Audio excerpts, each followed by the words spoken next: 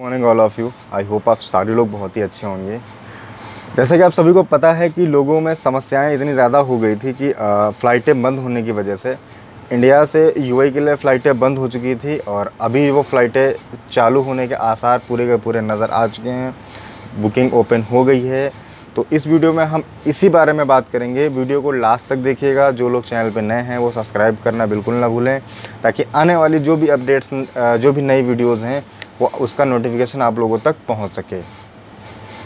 तो चलिए बिना किसी देरी के वीडियो को स्टार्ट कर लेते हैं। सबसे पहले हम बात ये करेंगे कि अगर आप लोग यूएई से इंडिया गए हुए थे वेकेशन के लिए, ठीक है, आपको अगर बहुत ज़्यादा टाइम नहीं हुआ है, यानी कि मान लीजिए कि कुछ लोग उसी बीच में ऐसा हुआ कि जैसे ही अनाउंसमेंट हुआ कि मान लीजिए 22 को अनाउंसमेंट हुआ था कि 24 को फ़्लाइटें बंद हो जाएंगी, यानी कि 23-24 2 दिन बचे थे।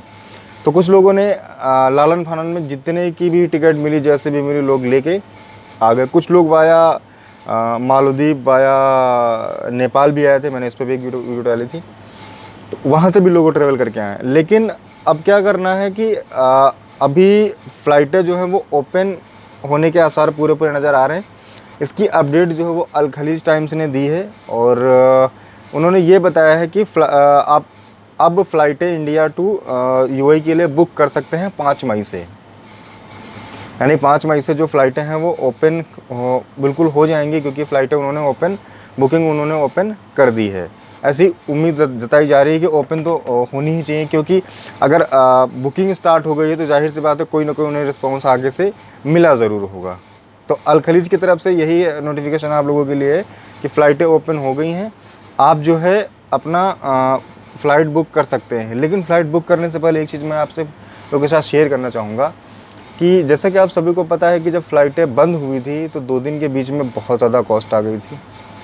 वैसे ही जब फ़्लाइटें ओपन हो रही हैं तो इनकी भी कॉस्ट की अनुमान तो नहीं लगाया जा सकता। मतलब है तो बड़ी कॉस्टली बहुत है। आप खुद जाके चेक कर लेंगे, चाहे तो आप गो एंड गो हो या फिर एयर इंडिया हो, एमिरेट्स हो, ठीक है, किसी भी एयरलाइंस के ऑफिशियल वेबसाइट पे जाके आप चेक कर सकते हैं कि क्या स्टेटस है, कितनी फ़्लाइट की प्राइस अभी देनी पड़ रही है आपको, ठीक है। और जैसे ही कहीं पर आपको आपके सेटेबल के हिसाब से अगर मिलती है तो आप बुक कर सकते हैं। और रही बात एक्सटेंड करने की, फ़्लाइट जो लोग हमसे कह रहे हैं क्या अभी एक्सटेंड हो जाएगी, तो देखिए एक्सटेंड होने एक ही चांस पे हो सकती है जब कोविड के केसेस कम नहीं हो या कोविड ऐसे इस जो महामारी है इससे जो जूझ रहा है इससे अगर ऊपर ना निकला तो फिर एक्सटेंड होने के चांसेस बढ़ सकते हैं। लेकिन अभी उम्मीद ऐसी नज़र नहीं आ रही, क्योंकि जैसे कि आप सभी को पता है सारे विदेशी, आप चाहे सऊदी अरबिया को ले लें, चाहे ब्रिटेन को ले लें, चाहे यूनाइटेड किंगडम को ले लें, चाहे यूएई को ले लें, सभी ने सहमति जताई है और इंडिया को इस कोविड-19 से निकलने के लिए सब लोग अपनी अपनी तरफ से जो जिससे हो पा रहा है वो अपनी हेल्प पूरी की पूरी करने की कोशिश चल रही है। तो आई होप हम इंडियंस बहुत जल्दी इस महामारी से ऊपर निकल आएंगे और फिर से पहले जैसी नॉर्मल ज़िंदगी हो जाएगी। क्योंकि इस बार थोड़ा सा इंडिया में ज़्यादा हुआ है, बाकी देशों में तो कवर था, इंडिया में ज़्यादा हुआ। उसका रीज़न तो पॉलिटिकल हो सकता है, कुछ भी हो सकता है, उस बारे में तो हम बात नहीं करेंगे। लेकिन हमारा बस कहने का तात्पर्य बस यही है कि आप लोग जहाँ रहें, जैसे भी रहें, सेफ़ रहें और अपने घर पे रहें ज़्यादा से ज़्यादा, जैसे कि महामारी अभी चल रही है उस हिसाब से। लेकिन फिर भी अगर आपको यूएई आना है, आपकी जॉब है यहाँ पे, आप काफ़ी दिनों से आने के लिए, अच्छा कुछ लोग ना, मैं आपको बता दूं कि मेरा खुद का एक्सपीरियंस है, कहता है कि जैसे मेरे जो कांटेक्ट में है उनकी थोड़ी सी इन्फॉर्मेशन मैं आपको लोगों के साथ शेयर करना चाहता हूँ। अभी हमारा नवरात्रि चल रहा था, तो कुछ लोग ना थोड़ा सा नवरात्रि चल रहा था, फिर मैं उत्तर प्रदेश से हूँ, उत्तर प्रदेश से।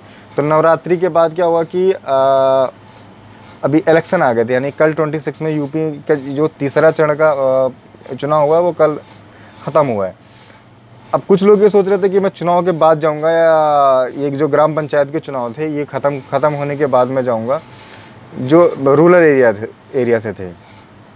अब उनके लिए प्रॉब्लम्स, कठिनाइयाँ आ गई थी। अब वो बेचारे नहीं कर सकते, तो उन्हें अगर वो 24 के बाद टिकट कराते, यानी कि 22 के बाद 24 के बीच में कराते, तब भी उनकी कॉस्टली थी, आने वाले समय भी कॉस्टली है।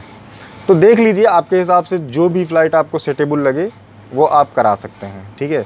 और आई होप कि आने वाला समय अच्छा हो और आने वाले समय में ऐसी समस्याएं ना हो और इजीली हम लोग अप और डाउन कर सकें, India to UAE, UAE to India. और आसानी से वैकेशन चल सके। वैसे हम सभी को तो पता है कि मुझे नहीं लगता कि अभी इतनी जल्दी हम लोग को इतना रिकवरी मिलेगी। जैसा कि अब सबको पता आदत पड़ चुकी है अभी मास्क लगाने की सभी की, यूएई में तो पड़ चुकी है और इंडिया में भी कुछ लोग नहीं लगा रहे थे बीच में, तो उनका खामियाजा उन्होंने भुगत लिया है। कुछ लोग देख रहे हैं और देख देख के डर रहे हैं।